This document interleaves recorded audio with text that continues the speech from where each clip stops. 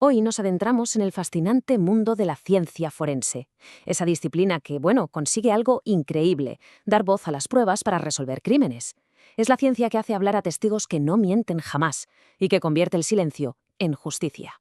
Y todo, absolutamente todo, se basa en una idea fundamental, el principio de intercambio de Locard. A ver, esto es la piedra angular de toda la investigación forense, y en el fondo dice algo muy simple, pero a la vez súper poderoso, que siempre que dos objetos se tocan, hay un intercambio de materia. Siempre. Y ese es el rastro que van a seguir los investigadores. Entonces, ¿dónde empieza esa búsqueda del rastro? Pues siempre en el mismo sitio, claro, la escena del crimen. Es justo ahí donde todo arranca, donde las primeras piezas de este puzzle gigantesco empiezan a encontrar su lugar. Vale, pero si nos ponemos un poco más técnicos, ¿qué es exactamente la ciencia forense? Pues, en pocas palabras, es aplicar la ciencia a las cuestiones legales. De hecho, el propio nombre viene de ahí, del latín forensis, que significa del foro. Y es que en la antigua Roma, el foro era el lugar donde se celebraban los juicios. Así que, en esencia, es eso, la ciencia, pero puesta al servicio de la justicia. Ojo, que aquí es importante aclarar algo. A menudo se confunde, pero no es lo mismo la ciencia forense que la medicina forense. A ver, la medicina forense se centra específicamente en delitos donde hay un cuerpo implicado. En cambio, la ciencia forense es un campo muchísimo más amplio. Abarca todo tipo de crímenes, aunque lógicamente las dos disciplinas trabajan codo con codo.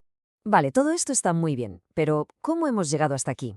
Pues la historia de la ciencia forense está, la verdad, llena de pioneros, de mentes brillantes. Auténticos detectives científicos que sentaron las bases de técnicas que hoy nos parecen de lo más normal. Y lo más curioso de todo es que la ficción de alguna manera se adelantó a la realidad. Pensemos que a finales del siglo XIX, Sherlock Holmes ya estaba usando en las novelas cosas como el análisis de sangre y otros métodos científicos, mucho antes de que la policía real los adoptara. La verdad es que Arthur Conan Doyle fue un visionario. Intuyó perfectamente el poder que iba a tener la ciencia en la investigación de crímenes.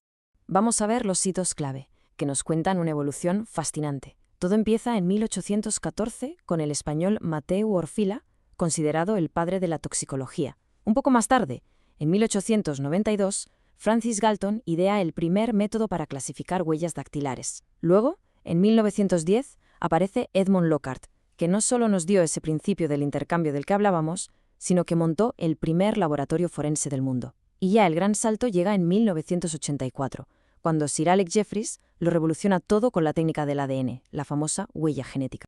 Vale, pues dejamos la historia por un momento y volvemos al presente. Una vez que esas pruebas se recogen con sumo cuidado en la escena del crimen, su viaje no ha hecho más que empezar. Continúa en un lugar absolutamente crucial, el laboratorio forense. Hay una frase que se le atribuye al propio Locard que resume perfectamente la filosofía de un laboratorio. Son testigos mudos que no mienten. Y es que es así. Las pruebas físicas no tienen prejuicios, no tienen una memoria que pueda fallar. Simplemente están ahí, esperando a contar su historia a la persona que sepa cómo leerla. Bien, testigos mudos. Pero, ¿de qué tipo de testigos estamos hablando exactamente? Pues los investigadores buscan una variedad de indicios que es increíble, pero que para entenderlos mejor podemos agrupar en tres grandes categorías. En primer lugar están las pruebas biológicas. Aquí entra desde lo más evidente, como puede ser la sangre o la saliva, hasta cosas muchísimo más sutiles, como células de la piel o incluso granos de polen. Casi cualquier cosa de estas puede contener ADN, la clave para conectar a una persona con un lugar. Luego tenemos todo un universo de pruebas no biológicos. Aquí hablamos de cosas como fibras de una alfombra, pequeños restos de pintura de un coche accidentado, partículas de tierra. Cada uno de estos materiales, por diminuto que sea, puede contar un trozo de la historia, puede revelar dónde ha estado alguien o qué ha hecho. Y por último, la tercera gran categoría, las huellas y las marcas. Aquí entran desde las clásicas huellas dactilares, tanto las que se ven a simple vista como las latentes, hasta las marcas que deja una herramienta al forzar una cerradura o las de un neumático en el barro. Son, literalmente, una firma física que se queda en la escena del crimen. Pero cuidado, porque encontrar la prueba es solo la mitad del trabajo. Para que esa evidencia sirva de algo en un juicio, tiene que superar un requisito legal que es indispensable y, sobre todo, extremadamente riguroso. Estamos hablando de la famosa cadena de custodia.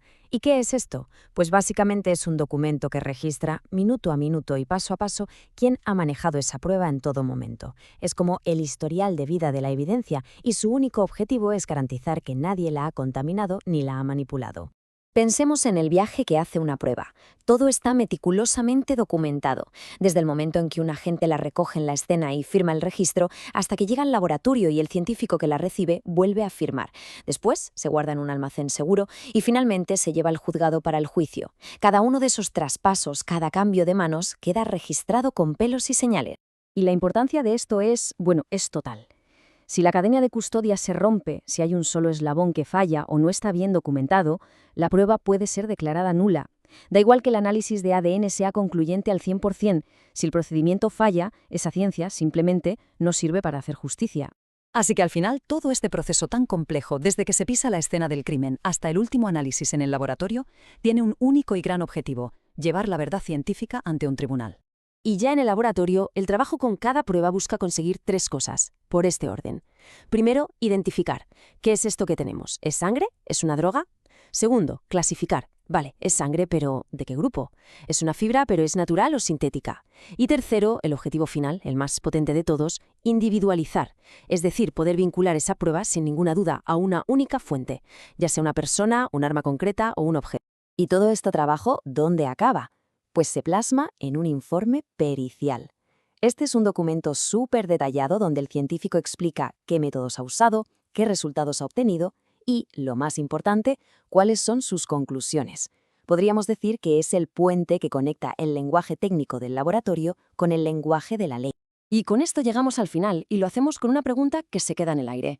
Hemos visto que la ciencia forense ha avanzado a pasos de gigante. Hemos pasado de una simple lupa al análisis genético.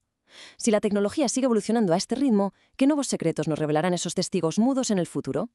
Es algo en lo que pensar, porque una cosa está clara: la búsqueda de la verdad, esa nunca se detiene.